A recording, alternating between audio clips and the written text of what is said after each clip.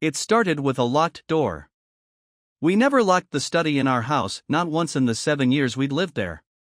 But last Monday, as I carried a steaming cup of coffee upstairs to Betty, I noticed the door was closed and locked tight. The study light was on, faintly glowing under the doorframe, and I could hear voices inside. My first thought? She was on a conference call. I knocked gently and waited. The voices stopped abruptly. Then came the sound of hurried shuffling, as if papers were being gathered or something was being closed. Betty opened the door just a crack, her face slightly flushed. "Oh," she said, forcing a smile. "I didn't hear you knock." The room behind her was dark except for her laptop screen.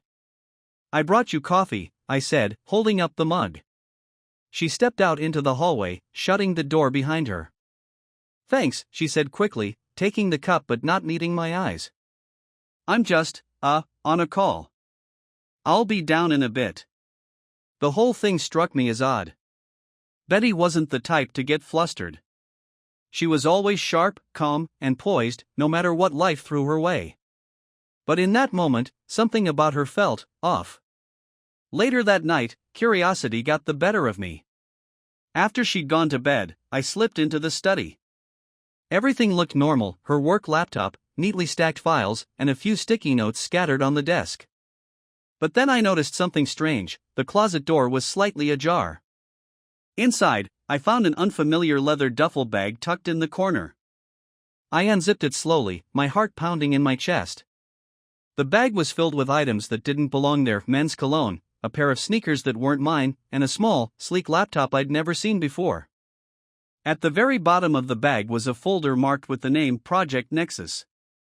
I didn't know it then, but opening that folder would change everything. It took me 3 days to work up the nerve to look inside that folder. Betty's schedule was predictable, even if her recent behavior wasn't. She'd leave the house at 7:30 a.m., as usual, heading to work with her laptop bag slung over her shoulder. That gave me exactly 9 hours to search the study without interruption.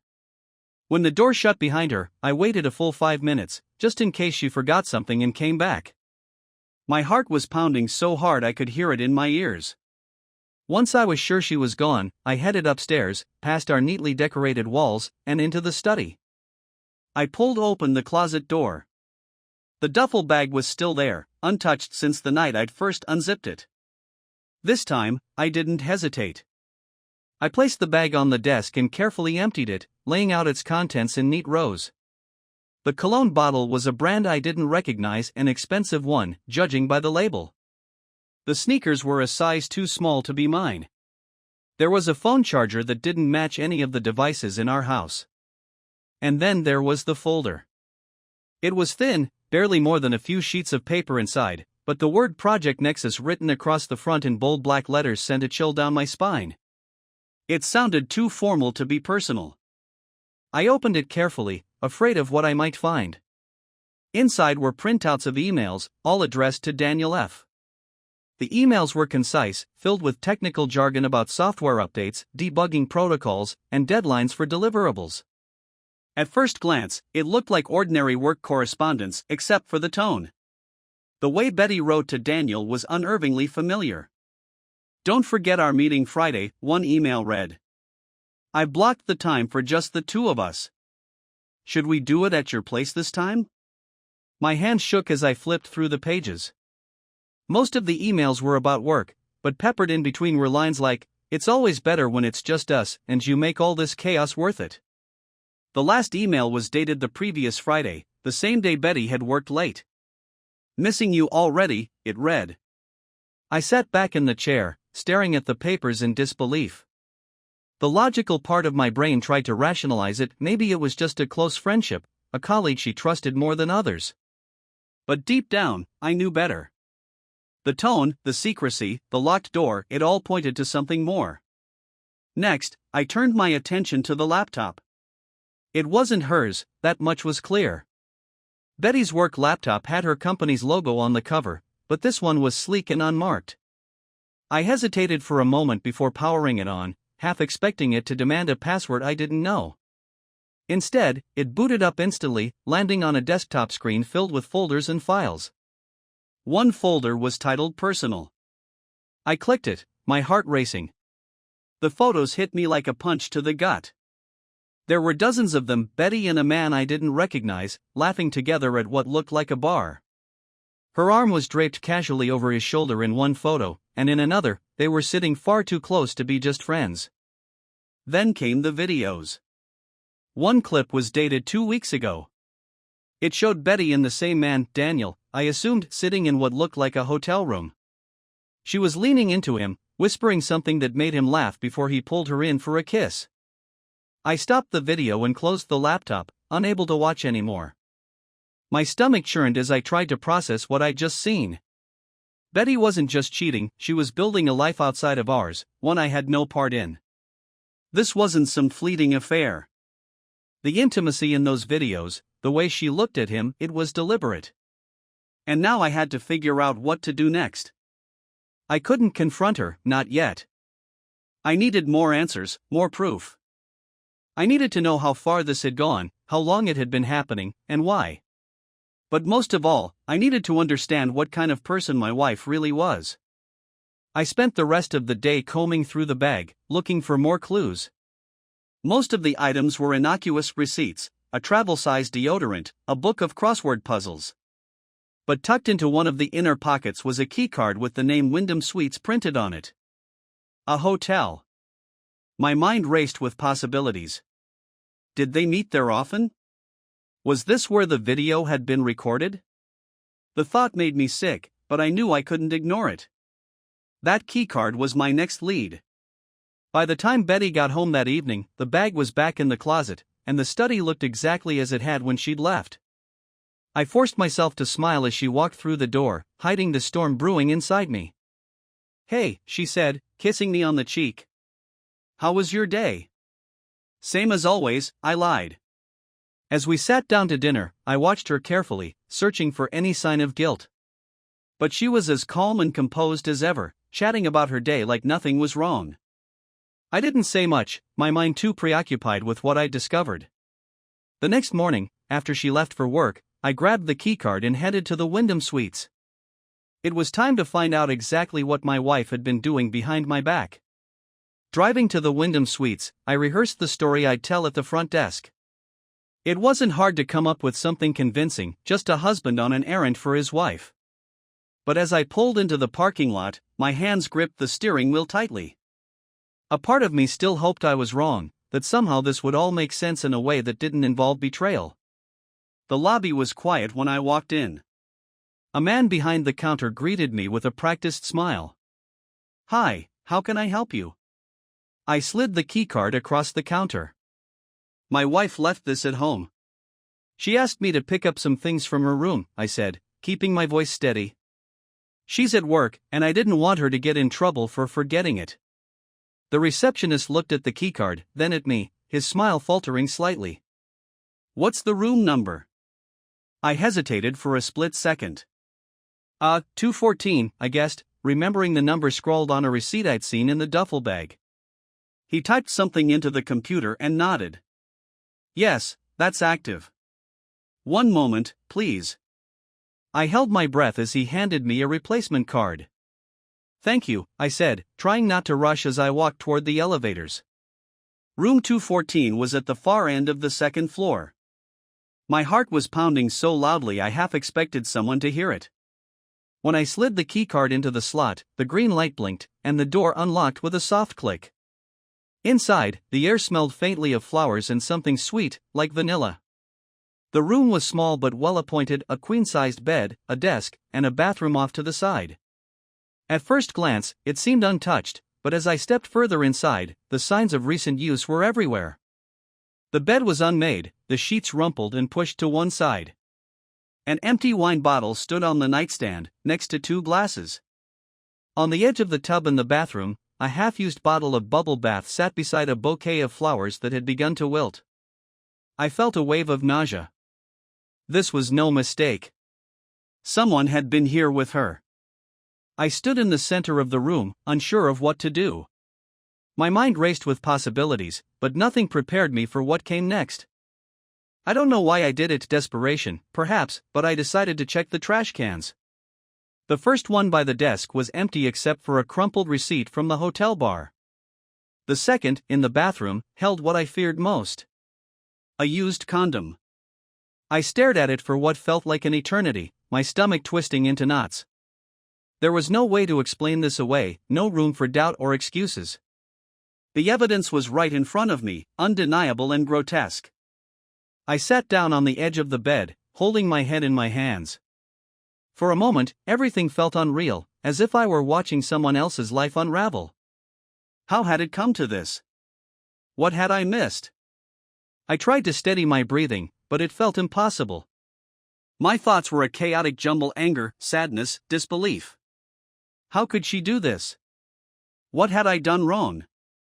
I stayed in that room for nearly an hour, unable to move. My mind kept circling back to the same questions, the same helpless disbelief. I wanted to walk out, to leave everything behind and never think about it again, but I couldn't. Before I left, I took photos of everything: the unmade bed, the wine, the flowers, and the trash can. I didn't know what I'd do with them, but I needed proof, for myself if nothing else. As I drove home, my thoughts became darker. Was I overreacting? Could there be an explanation for all of this?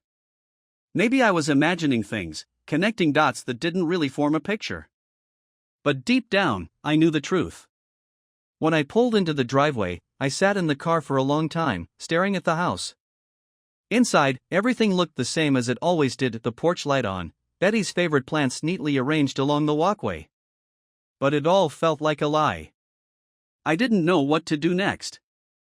Confronting her felt impossible, but ignoring it wasn't an option either. For now, I decided to wait, to gather my thoughts and figure out a plan. But the truth was, nothing could prepare me for what was to come. The tension had been building inside me for days, threatening to boil over at the slightest provocation. Yet, I kept it contained, rehearsing every word, every move in my mind. I imagined countless scenarios: calm discussions, explosive arguments, her denials, and even tears. Each scenario ended the same way: frustration, helplessness, and no answers. But after what I'd found at the hotel, there was no turning back. This conversation had to happen. It was Thursday evening when Betty came home. She was in good spirits, humming a tune as she walked through the door.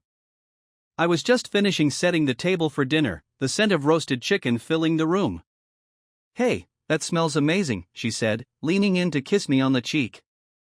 "Thought we'd have a nice dinner tonight," I replied, keeping my tone casual. Inside, my chest felt like a drum, pounding relentlessly. She smiled, seemingly oblivious to the storm brewing in my mind. I had spent all day preparing for this moment, deciding on every detail.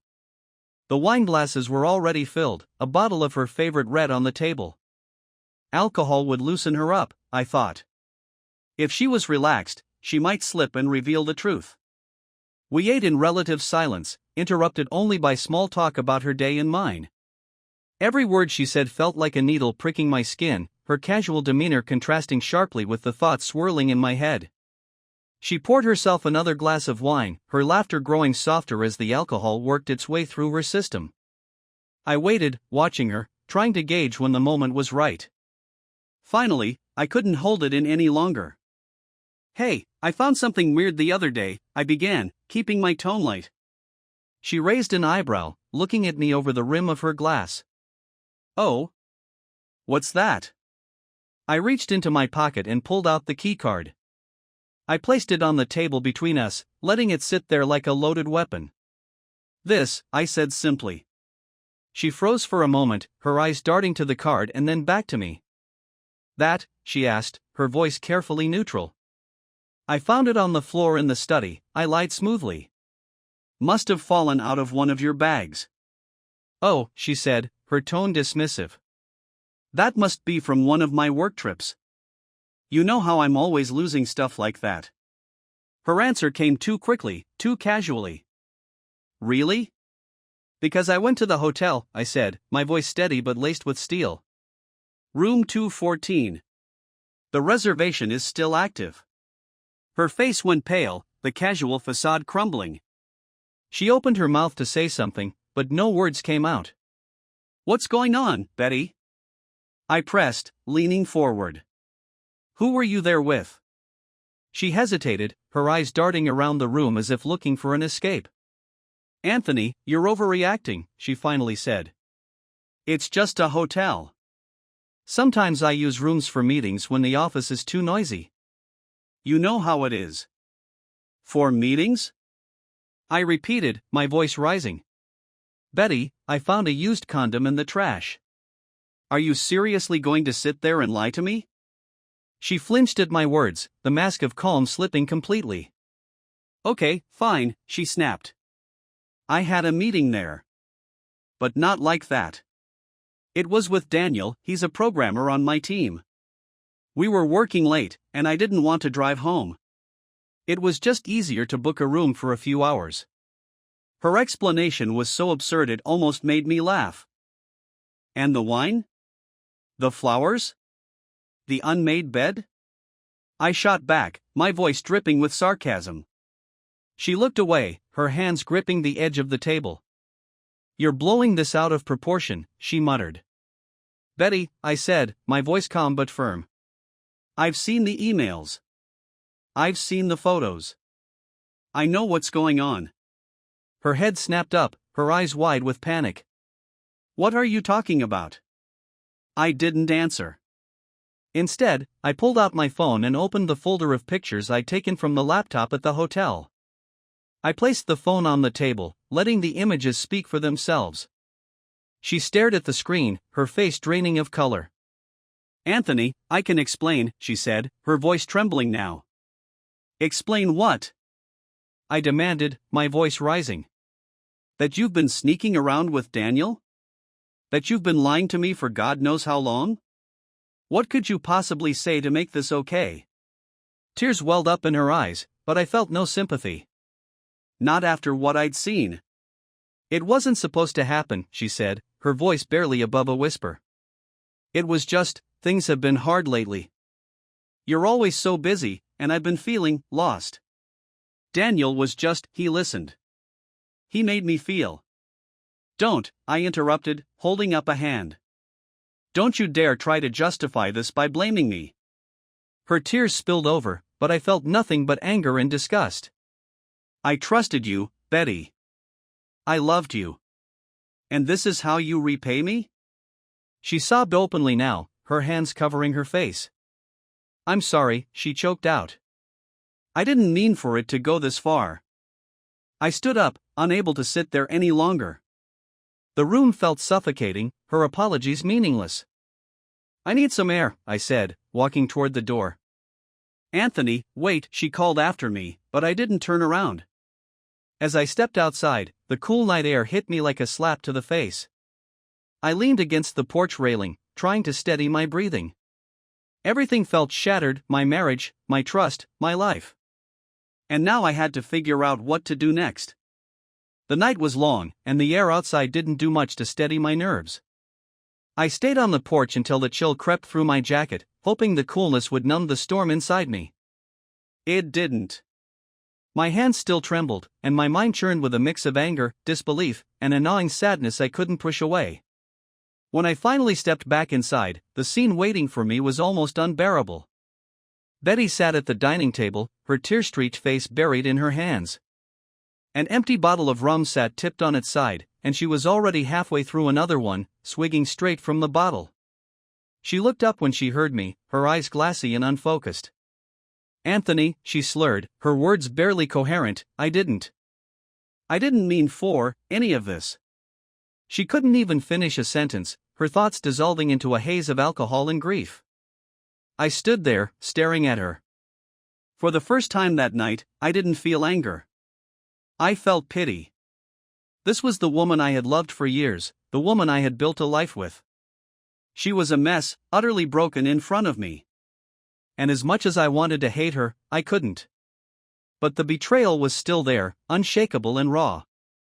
No amount of tears or drunken apologies could undo it.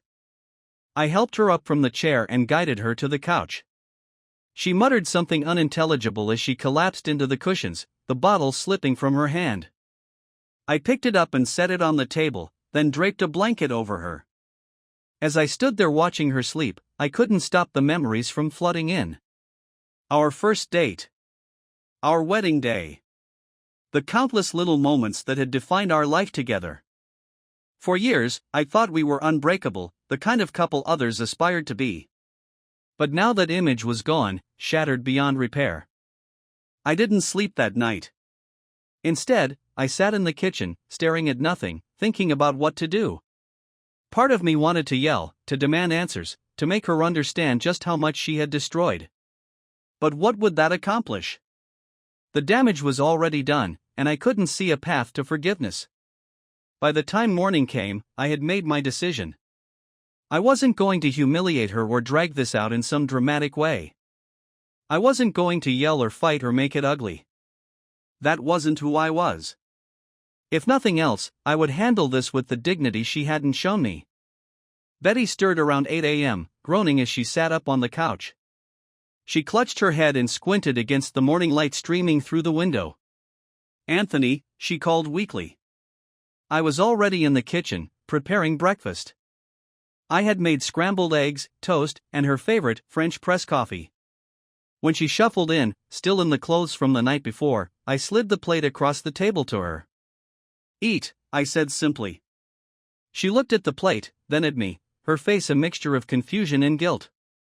I don't deserve this," she muttered. "No," I said, sitting down across from her. "But you need it." She ate slowly, each bite taken with trembling hands. I sipped my coffee, waiting until she seemed more alert. When she finally set down her fork and pushed the plate away, I spoke. "We need to talk." Her eyes widened slightly, but she nodded. "I've thought a lot about this," I began, keeping my tone calm. "And I've decided I'm filing for divorce." Her face crumpled instantly, tears welling up in her eyes. "Anthony, please," she whispered.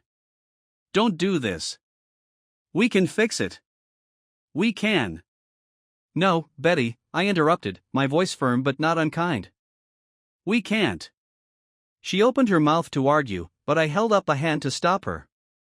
"I'm not doing this out of spite or anger," I said. "I'm doing it because I can't live like this. I can't pretend everything's okay when it's not. You made choices that broke us, and I can't rebuild that." Her tears spilled over, and she buried her face in her hands. "I'm sorry," she sobbed.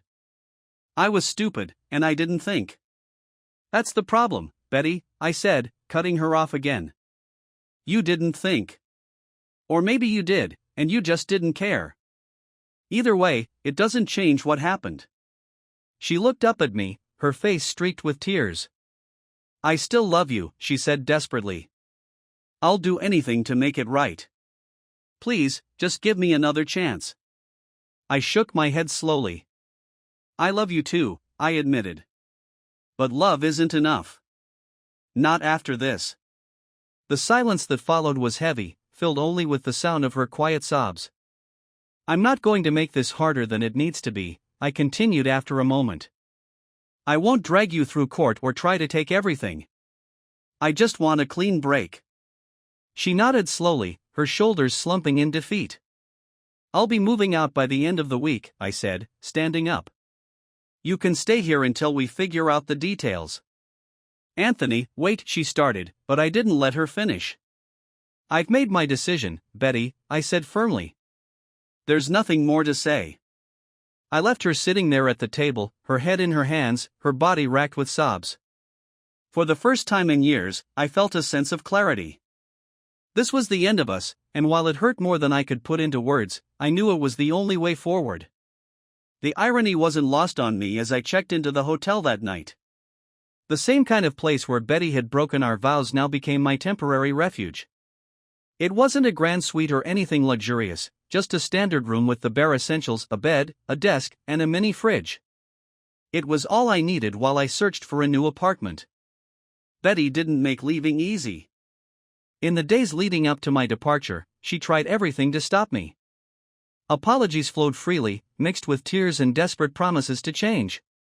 She swore it had been a mistake, a moment of weakness that didn't mean anything. "It wasn't real," she said one night, standing in the doorway as I packed a suitcase. "He meant nothing to me, Anthony." I don't even know why I did it. He pursued me, and I was stupid. Please don't throw everything away because of one mistake. Her words hit a nerve. For a brief moment, I hesitated, wondering if there was any truth to what she said. Could I forgive her? Could we rebuild what was broken? But the answer was always the same. No. Zrada ye zrada. Betrayal is betrayal. Even if I wanted to believe her, the images from that hotel room were burned into my mind. The thought of her with someone else, the lies she had told, and the trust she had shattered, it was all too much to overlook. Love alone wasn't enough to fix what she had done. I'm sorry, Betty, I said finally, my voice steady but firm. But this isn't something I can move past. It's over. She sobbed as I zipped the suitcase and carried it to the car. I didn't look back as I drove away, her pleas echoing in my ears. When it came to separating our lives, the process was surprisingly smooth. Unlike many couples who fought bitterly over houses, cars, and bank accounts, Betty and I didn't have those issues.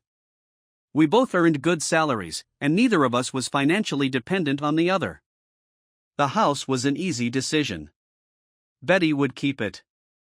I didn't want to live in a place filled with memories of us, especially now that those memories were tainted.